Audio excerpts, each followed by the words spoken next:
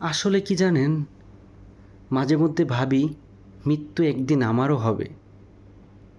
আমিও ওই অন্ধকার গহীন কবরে শুয়ে থাকব, একাকী মাটির ঘরে।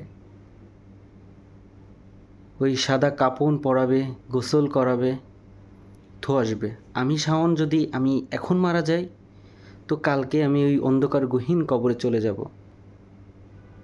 তো আসলে আমি প্রত্যেকটি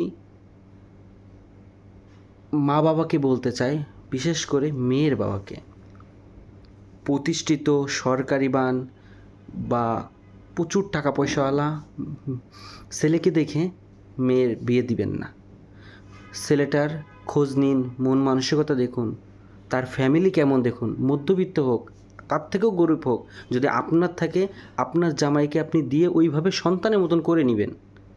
কিন্তু একটি বদ এবং খারাপ চরিত্রবান ছেলের হাতে মেয়েটাকে দিয়ে আপনি যে এত কষ্ট করে আপনার মেয়েটাকে মানুষ করেছেন, তাকে এই কষ্টটা দিয়েন না। টাকা পয়সা এই জীবনে কিছু না। হয়তো আমি মানুষ ছোট, কিন্তু কথাগুলো মিলাই দেখেন, একটু ভেবে দেখেন। এই যে একটা মেয়ের জন্য কতটা কষ্ট করে একটা বাবা মা, এটা তাদের থেকে আর কেউ বুঝে না, কিন্তু যার যায় সেই বুঝে। কারণ এই যে কালকে মেবি বা কালকের আগের দিন যে মেয়েটা মারা গেল, খুবই পদ্মাশালী একজন আপু, সুমায়ারিন না কি যেন নাম ওনার। তো ওনার ওইভাবে আমি চিনতাম না, আমার ওয়াইফ চিনে, তো আমাকে দেখাচ্ছে সেটা, যে আসলে টাকা পয়সা তো সব না। এই সুখ খুব নির্যাতন করেছে ওনার হাজব্যান্ড যৌতুকের জন্য। তো এগুলা তো আসলে মেনে নেওয়ার মতো না। আমাদের দেশের সমাজ ব্যবস্থা এতটাই খারাপ হয়ে গেছে যে, মানে যে আমি যেটা কথা বলতেছি, আমার কথায় কত কিছু হতে পারে। তো আসলে এই বিষয়গুলো অবশ্যই সরকারের দেখা উচিত। এবং আর সব থেকে পুরুষ মানুষ হয়ে আমাকে এই কথাটা বলতে খারাপ লাগছে, মানে লজ্জা লাগে কথাগুলো বলতে।